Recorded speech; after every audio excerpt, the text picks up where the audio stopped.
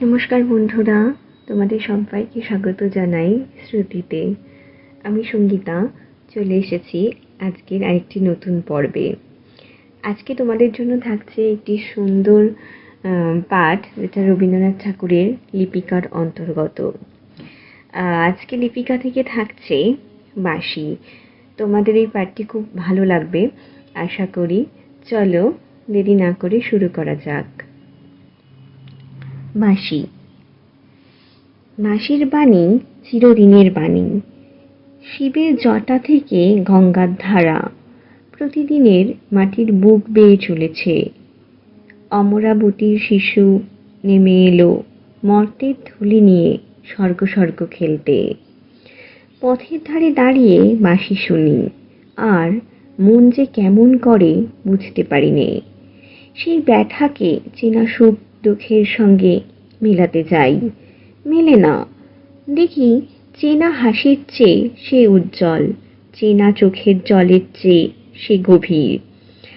আর মনে হতে থাকে চেনাটা সত্য নয়, অচেনাই সত্য। মন এমন সৃষ্টি ছাড়া ভাব ভাবে কি করে? কথায় তার কোনো জবাব নেই। আজ ভোরবেলাতেই উঠে শুনি বিয়ে বাড়িতে বাঁশি বাজছে। বিয়ের এই প্রথম দিনের সুরের সঙ্গে প্রতিদিনের সুরের মিল কোথায়? গোপন অতৃপ্তি, গভীর নৈরাশ্য, অবহেলা, অপমান, অবসাদ, তুচ্ছ কামনার কার্পণ্য, কুশ্রী, নিরসতার কলহ, ক্ষমাহীন ক্ষুদ্রতার সংঘাত, অভ্যস্ত জীবনযাত্রার ধূলিলিপ্ত দারিদ্র্য। বাঁশির দৈববাণীতে এসব বার্তার আভাস কোথায়? গানের সুর সংসারের উপর থেকে এই সমস্ত চেনা কথার পর্দা একটানে ছিঁড়ে ফেলে দিলে চিরদিনকার বর কনের শুভদৃষ্টি হচ্ছে কোন রক্তাংশুকের সলজ্জ অবগুণ্ঠন তলে। তাই তার টানে টানে প্রকাশ হয়ে পড়ল।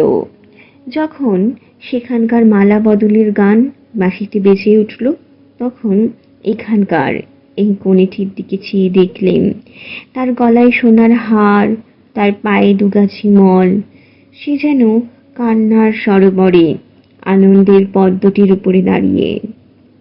সুরের ভিতর দিয়ে তাকে সংসারের মানুষ বলে আর চেনা গেল না। সে চেনা ঘরের মেয়ে অচিন ঘরের বউ হয়ে দেখা দিলে। বাঁশি বলে এই কথাই সত্য।